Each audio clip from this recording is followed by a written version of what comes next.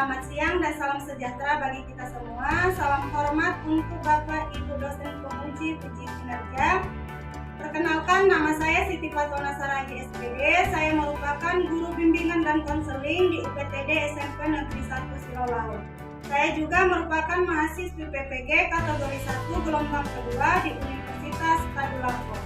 Hari ini, tanggal 13 Juni 2023, saya akan melaksanakan praktek uji kinerja dengan layanan yang saya bawakan adalah layanan konseling individu, pendekatan behavioral, teknik kontrak perilaku dengan topik sopan santun dalam berbicara.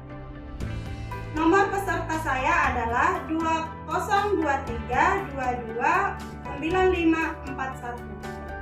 Kepada Bapak Ibu dosen penguji, mohon saran dan masukannya. Selamat menyaksikan.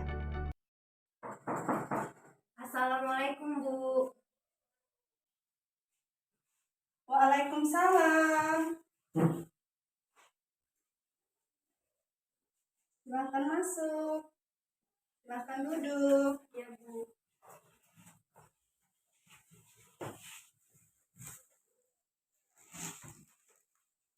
Bagaimana, sudah nyaman duduknya? Sudah, Bu. Oke, kalau sudah nyaman, boleh diperkenalkan dulu namanya siapa, dari kelas berapa, kemudian tujuannya ke sini, ada apa, ada yang bisa Ibu bantu?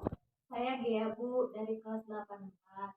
Begini, Bu, ada yang ingin dia ceritakan. Dia ingin konseling, Bu. Oh, jadi ini Nak Gea dari kelas 84 datang ke sini karena ada yang ingin diceritakan. Kemudian pengen konseling begitu ya? Iya, Bu. Oke, kalau begitu Ibu ucapkan terima kasih ya Nak Gea karena sudah datang ke sini ya, niatnya ingin konseling. Jadi Nak, sebelum kita melaksanakan kegiatan konseling, ada baiknya kita berdoa dulu ya. Doanya Ibu pimpin ya. Sebelum kita melaksanakan kegiatan konseling, marilah kita berdoa. Doa dimulai, doa selesai. Tadi Nak Gea ya namanya ya? Iya, Bu. Nak Gea, kabarnya bagaimana? Alhamdulillah baik, Oh, Bu. kabarnya baik. Kemarin ujian ya? Iya, Bu. Jadi ini udah selesai ujian. Iya, Bu. Lancar ujiannya? Alhamdulillah lancar. Semoga nanti nilai-nilainya bagus ya Nak ya? Amin.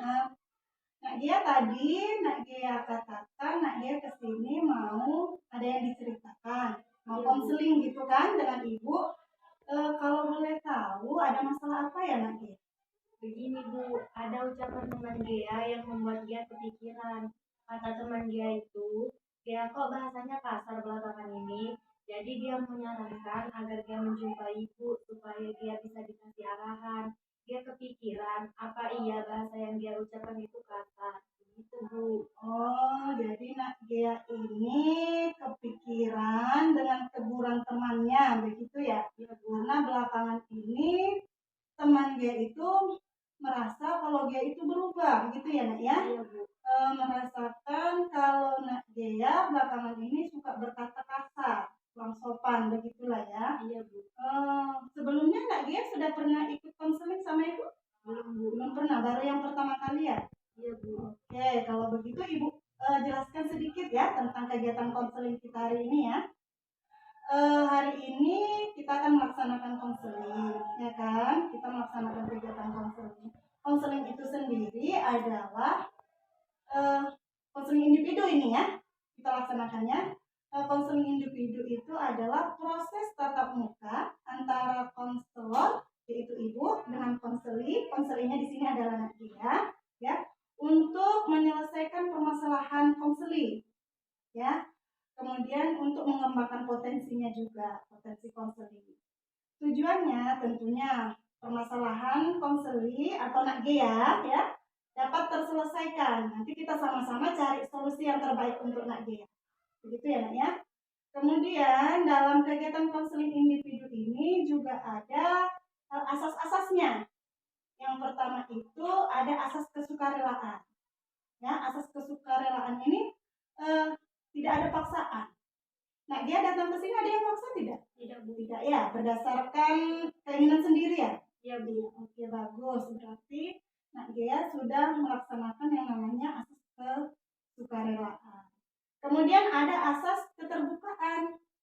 Nah, asas keterbukaan ini Ibu harapkan nanti Nak Gea mau terbuka menceritakan permasalahannya sehingga kita dapatkan solusi yang terbaik untuk Nak Gea.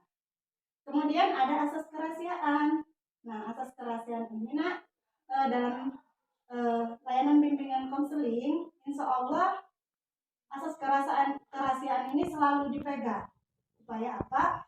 Rahasia-rahasia konseling tidak dapat diketahui bebas oleh orang lain, begitu. Ya, jadi Nak Gea nanti jangan merasa takut untuk menceritakan permasalahannya, ya, karena pasti aman, insya Allah aman, itu ya. Kemudian ada asas kekinian. Jadi permasalahannya ini permasalahan yang benar terjadi di Nak Gea kan? Iya Bu. Iya. Kemudian terjadi bukan yang dulu-dulu kan? Tidak, Baru Bu. belakangan ini kan? Oh ya, oke. Berarti itu juga sudah termasuk asas kekinian. Bagaimana Nak? Sudah paham? Paham ya, sedikit paham ya tentang konseling. Oke, itu tadi tentang konseling. Kemudian Nak Gea, kegiatan kita laksanakan konseling ini kita laksanakan selama 40 menit. Bagaimana? Setuju? Setuju Bu. Oke, kalau setuju berarti ini dulu deh. Kita ice breaking dulu ya, supaya Nak Gea lebih rileks, lebih tenang nanti menceritakan permasalahannya. Ya. Nak Gea ikuti apa yang Ibu instruksikan ya. Kita mau tarik nafas dulu supaya plong, tenang gitu ya. Nak Gea tangannya taruh di bawah dulu. Oke, kalau sudah, coba tarik nafasnya, nafas panjang, kemudian buang dari mulut. Tarik lagi nafas panjang dari hidung, buang dari mulut. Sekali lagi ya, tarik nafas yang panjang, buang dari mulut. Gimana Nak Gea? Sudah lebih tenang? Sudah Bu, sudah lebih rileks ya.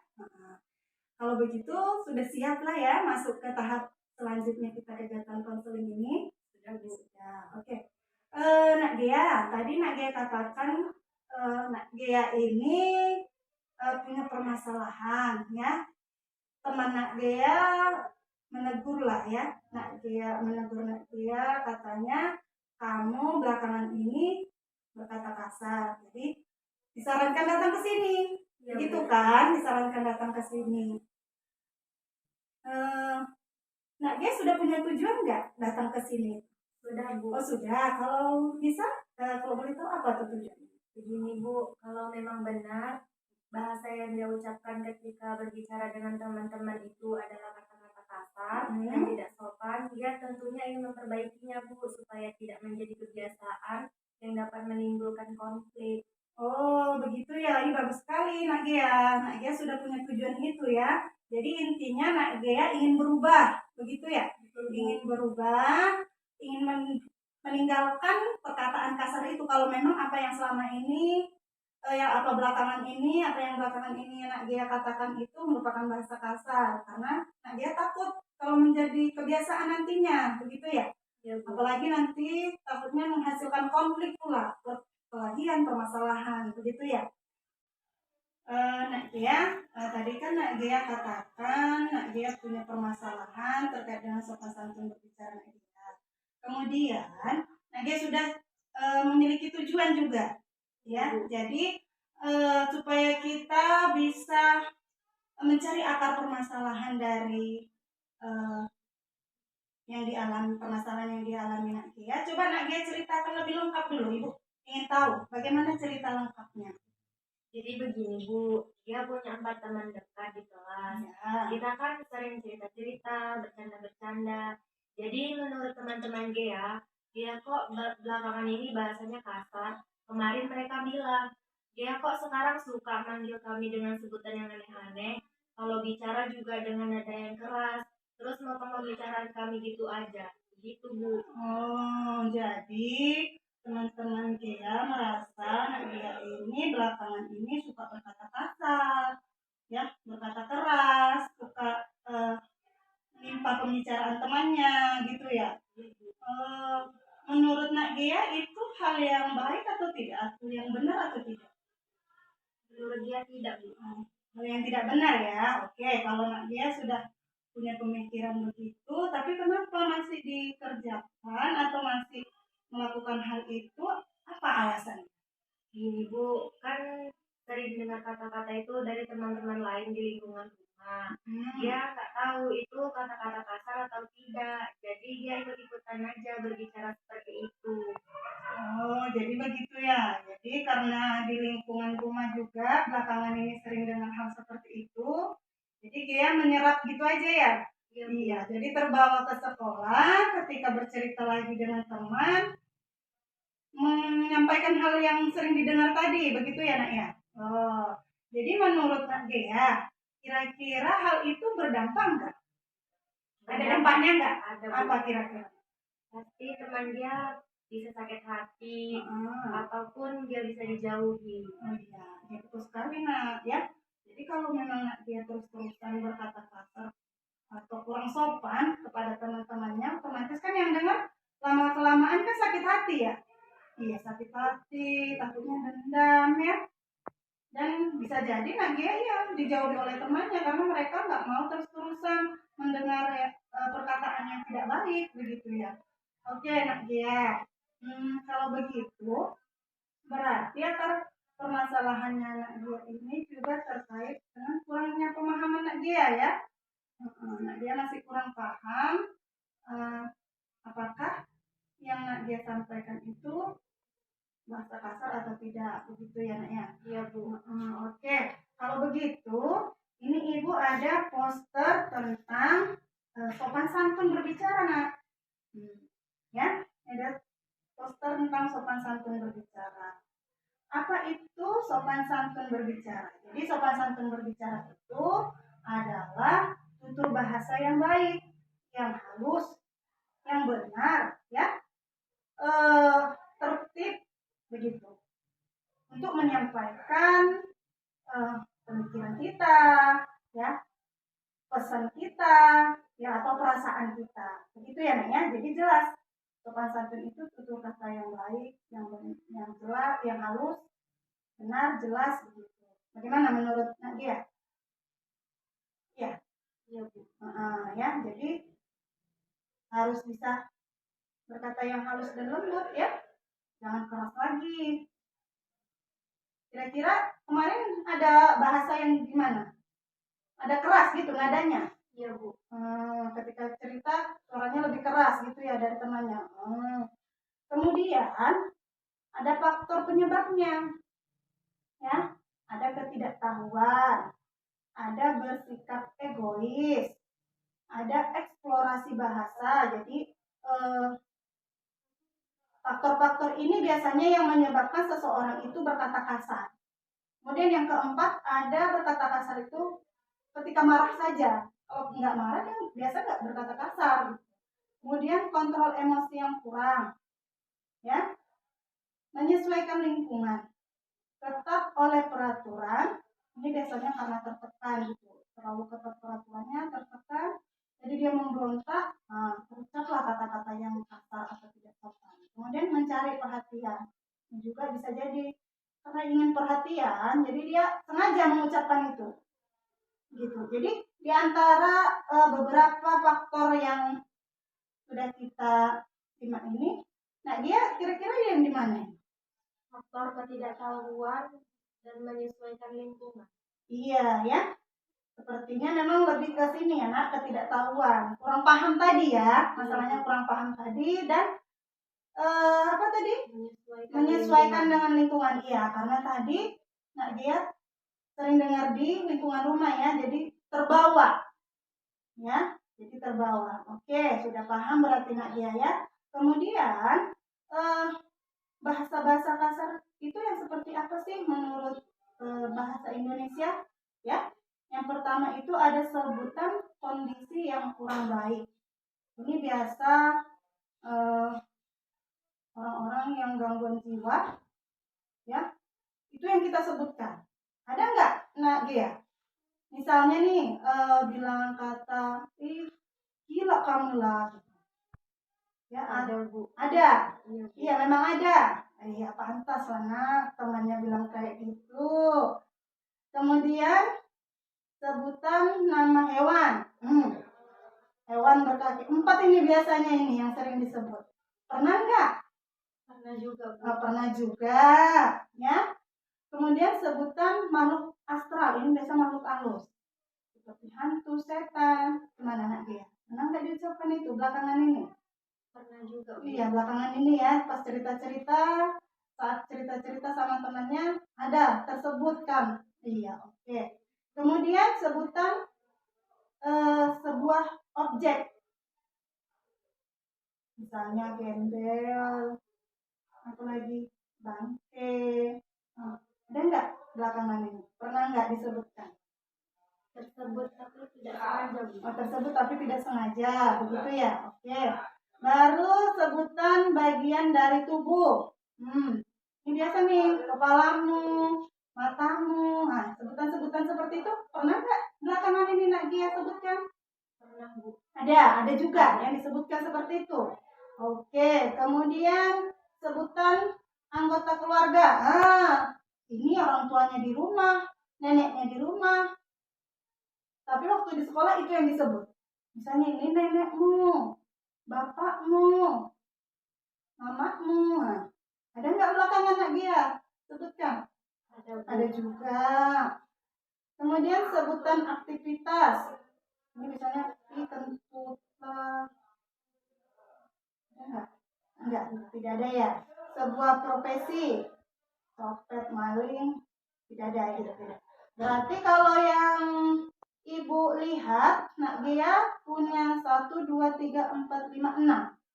Ya, pantas saja nak dia ditegur temannya, ya. Ternyata yang nak dia katakan itu sudah termasuk kata iya. Jadi nak dia sudah lebih paham ya. Kemudian dampaknya. Pastinya ada dampak karena seperti yang nak dia katakan tadi. Apa kira-kira apa nak dia sampaikan tadi? Bisa dijauhi teman dan menimbulkan rasa sakit hati ataupun dendam. Iya, betul sekali ya nak ya. Jadi dampaknya itu bisa buat orang sakit hati, dendam, ya. Bisa kepikiran orangnya, jadi sakit hati, jadi dendam. Ujung-ujungnya jadinya ada konflik fisik, perkelahian, begitu kan? Kemudian upaya apa? Usaha apa yang perlu dilakukan? Nah, ya supaya itu tadi kan tujuannya mau meninggalkan iya. Jadi upaya yang nak ya ini supaya sopan santun berbicaranya itu lebih baik lagi, begitu ya. Jadi nak ya ada nih upayanya. Yang pertama berbicaralah dengan jelas. Ya, jadi ketika berbicara dengan temannya nanti nak dia usahakan nih yang jelas. Ya. Kemudian jadilah pendengar yang baik. Ya. Dengarkan dulu temannya, jangan langsung dipotong ya. Nanti temannya jadi salah paham. Iya, betul sekali. Kemudian jangan berkata kasar. Ini tadi yang sudah kita gali tadi kan, apa-apa saja yang pernah nak dia katakan ya. Jadi itu jangan diulangi lagi ya nak ya, ditinggalkan ya. Maka ini nak dia sudah paham nih ya. Kemudian ada jangan memanggil teman dengan sebutan buruk. Ya, janganlah nak dia lagi panggil temannya namanya misalnya siapa nama teman dia? Nopi. Nanti nak dia panggil Nepot. Misalnya gitu atau Nopet. Padahal namanya Nopi. Begitu ya, nak ya. Jadi jangan dipanggil hal yang buruk, ya. Kemudian menghargai pendapat orang lain. Ketika kita menghargai orang lain, kita dihargai enggak sama orang? Dihargai. Iya kan? Jadi dia mau dihargai atau tidak? Mau. Iya, mau jadi orang yang dihargai oleh orang lain kan? Jadi dia harus berusaha juga menghargai orang lain. Iya. Kemudian ada gunakan bahasa yang baik di depan umum. Karena apa? Biasanya orang-orang itu akan lebih mudah tersinggung ketika berada di depan umum, dipanggil dengan kata buruk atau dikatain lah gitu kan dengan bahasa-bahasa yang tidak baik. Rasa tersinggungnya itu lebih besar karena dia apa? Malu di depan orang ya kan. Jadi kira-kira Nak Gea bisa nggak mengupayakan langkah-langkah ini? Insya Allah bisa, Bu. Insya Allah bisa ya. Ya, oke. Kalau begitu, ini kan sudah kita gali nih pemahaman Nak Gea terkait dengan sopan santun berbicara supaya tidak berkata kasar lagi. Nak Gea, kesimpulan apa yang Nak Gea dapatkan? Kesimpulannya, Bu, ternyata benar apa yang sudah dia katakan ketika berbicara dengan teman-teman itu sudah termasuk kata-kata kasar, seperti memanggil teman dengan sebutan yang aneh-aneh, Ya, berbicara dengan nada keras, memotong pembicaraan teman gitu aja. iya, iya. Tentunya bisa menimbulkan dampak negatif. Betul sekali ya, Nak ya. Jadi Nak Gea sudah bertambah pemahamannya ya, sudah tahu juga dampaknya apa-apa saja ya. Jadi harapan Ibu, harapannya Nak Gea ini benar-benar meningkatkan ya sopan santun dalam berbicaranya. Begitu ya, Nak ya. Itu tadi terkait dengan permasalahannya. Kemudian ada lagi Nak Gea ini yang mau diceritakan atau mau disampaikan, sampaikan aja sama Ibu. Ada kira-kira? Ada, Bu. Apa lagi? Gini, Bu, Gea ingin ada sesuatu hal yang menjadi pengingat Gea untuk tidak mengucapkan kata-kata kasar itu lagi, Bu. Jadi Nak Gea setelah Nak Gea memahami ini, Nak Gea itu juga ingin ada sesuatu pengingat untuk Nak Gea, Iya, supaya nanti jangan ada pengulangan lagi ya, atau Nak Gea mengulangi lagi perbuatan ini ya. Ada, Nak, di bimbingan konseling itu ada namanya kontrak perilaku. Ya, kontrak perilaku ini sebuah kontrak ya. Ini dia. Nah, ya bisa pegang satu ya. Ini namanya kontrak perilaku, Nah, Nah, ya kira-kira mau nggak untuk membuat kontrak perilaku? Mau, Bu. Mau ya, mau. Kalau mau biar Bu jelaskan lebih lanjut ya, Nak. Jadi kontrak perilaku atau kontrak tingkah laku ini adalah sebuah perjanjian antara konselor dan juga konseli atau dua orang lebih dari dua orang. Begitu ya. Jadi di sini antara dia dengan Ibu. Ya. Itu dia tujuannya ya. Tujuannya ini dijadikan sebagai perjanjian untuk merubah perilaku seseorang dari perilaku yang kurang baik menjadi perilaku yang lebih baik lagi. Begitu. Kemudian cara pengerjaannya gimana, Bu? Gitu kan, Gea? Jadi pertama nanti Gea isi dulu namanya.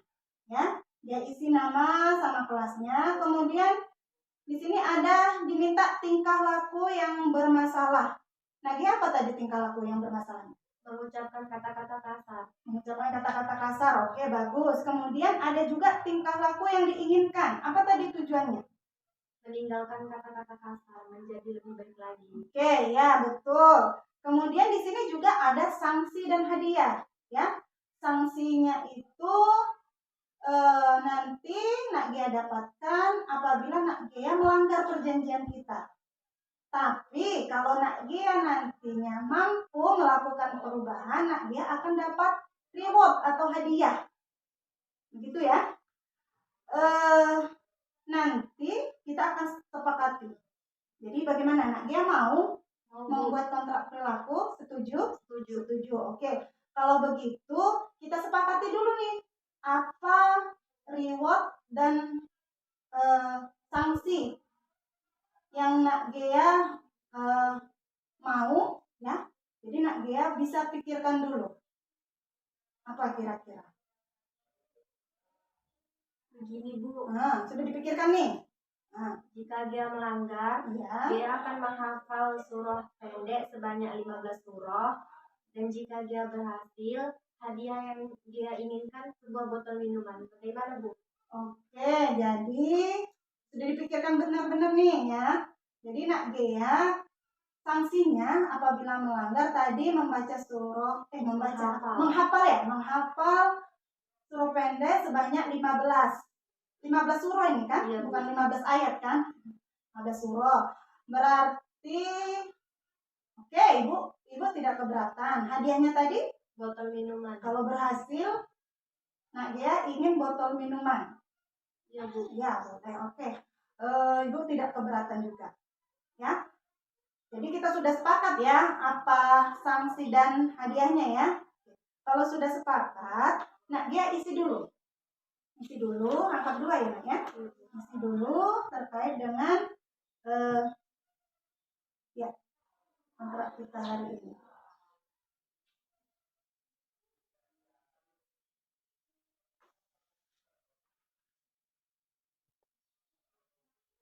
Ini tinggal lakunya.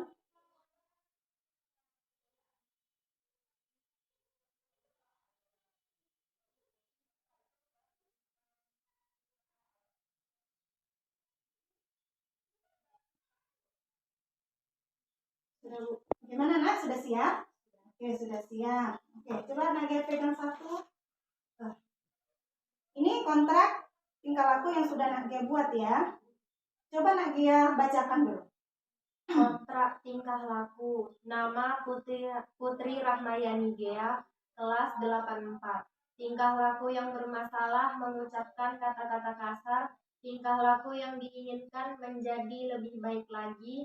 Sanksi yang diberikan menghafal 15 surah pendek. Hadiah yang diinginkan botol minuman. Oke, sudah Nagia tanda tangani ya. Nah, jadi harapan Ibu ya, Nagia ini memiliki komitmen ya, Nak ya, dengan kontrak tingkah laku yang sudah Nagia kerjakan. Nah, ya. Jadi Ibu harapkan Nagia bisa melaksanakan ini. Gitu. Kemudian ini Nagia simpan satu nanti, dibawa pulang satu ya, satu sama Ibu. Jadi ini sama-sama kita pegang, Nak. Supaya Nagia ingat, jadi pengingat Nagia. Kalau misalnya nanti Nagia mau mengucapkan kata kasar lagi atau yang tidak sopan ketika berbicara dengan teman atau ketika berbicara dengan siapapun ya, baik orang tua, teman atau yang lebih muda, Nagia ingat, oh iya, saya punya kontrak tingkah laku loh sama Ibu, gitu ya.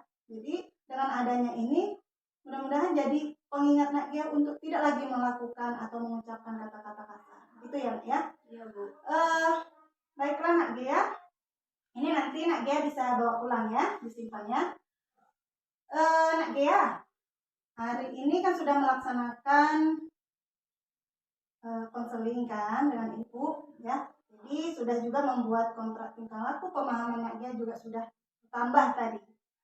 Ini Ibu ada namanya lembar LKPD ya, lembar kerja peserta didik ini adalah pertanyaan dan pernyataan ya, bisa pertanyaan, bisa pernyataan terkait dengan yang sudah kita bahas. Coba Nak ya, isi sebentar Nak.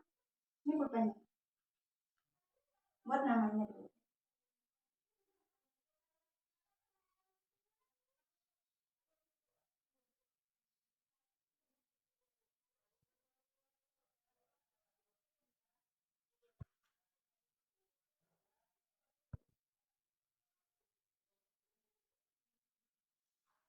Pemahaman apa yang dia dapatkan setelah kita melakukan proses konseling ini?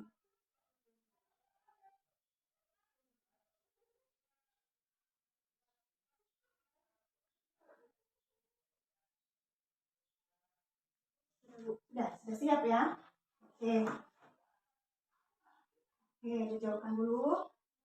Nagia, ini sudah dikerjakan lembar apa tadi?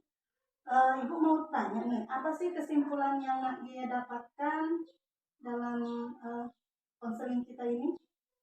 Kesimpulannya, Bu, kita tidak boleh mudah terpengaruh dengan hal-hal yang kurang baik dan berusaha mencari informasi tentang sikap sopan santun berbicara. Oke, jadi yang pertama menurut Nadia ya, kesimpulan yang dapat diambil itu adalah jangan mudah terpengaruh, ya kan? Jadi betul. Jadi Nadia jangan gampang terpengaruh oleh lingkungannya tadi, ya Nak ya. Kalau ini di lingkungan rumah, di lingkungan mana aja? Baik di rumah, di sekolah, ya, atau di tempat lain misalnya, jangan mudah terpengaruh.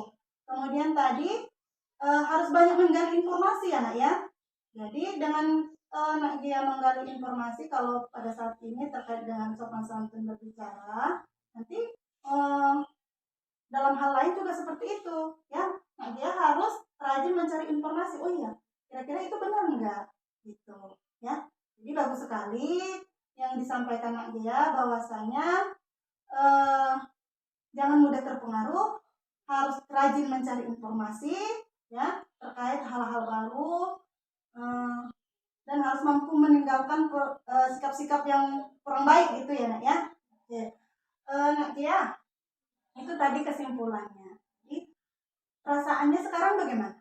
Sudah lebih baik, Bu. Setelah mengikuti kegiatan konseling ini, Nak Gia sudah merasa lebih baik ya? Karena apa? Sudah lebih paham. Iya, Bu. Iya, sudah lebih paham, sudah lebih mengerti ya bahwasanya memang benar kan kata teman Nak Gia kan? Iya, Bu. Iya, yang Nak Gia katakan sudah bermaksud kata-kata tidak sopan ya. Nah, jadi sekarang sudah merasa lebih nyaman ya. Jadi udah nggak kepikiran lagi ya. Iya. Ya nanti Nak Gia bisa meminta maaf dulu nih sama temannya ya. Nak Gia meminta maaf, kemudian jangan lagi mengulangi perkataan seperti itu. Itu ya. Baiklah Nak Gia, ini Ibu juga ada instrumen evaluasi ya tentang proses konseling kita hari ini. Tolong Nak Gia isikan. Kalau ada yang mau ditanya ya Nak ya.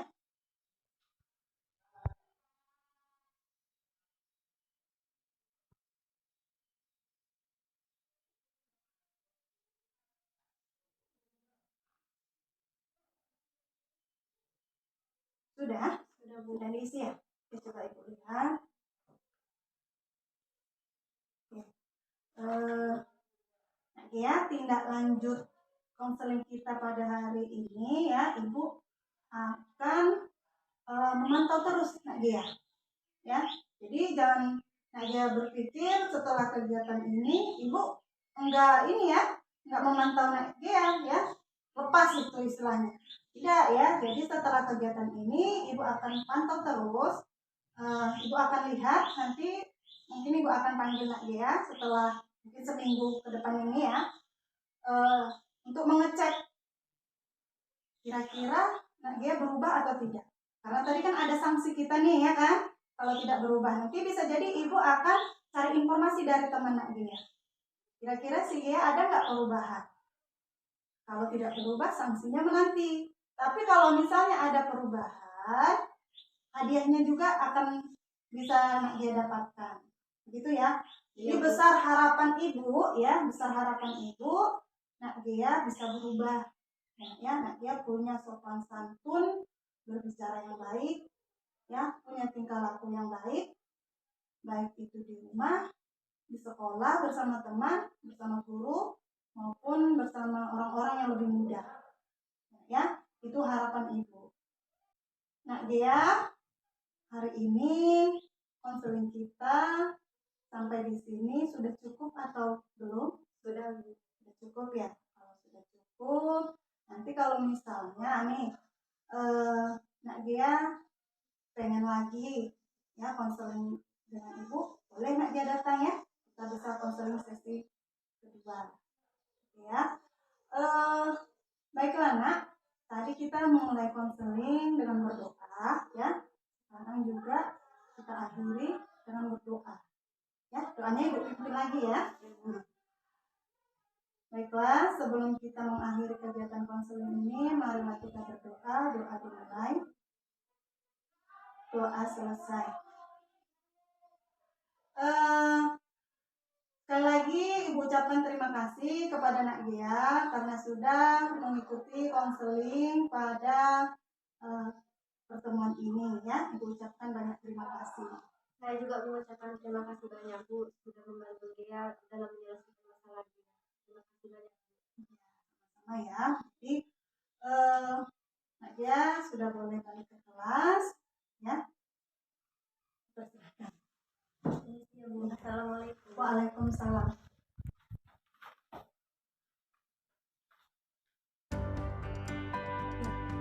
Demikian praktek uji kinerja saya tentang tentang layanan konseling individu. Semoga dapat bermanfaat bagi orang banyak. Assalamualaikum warahmatullahi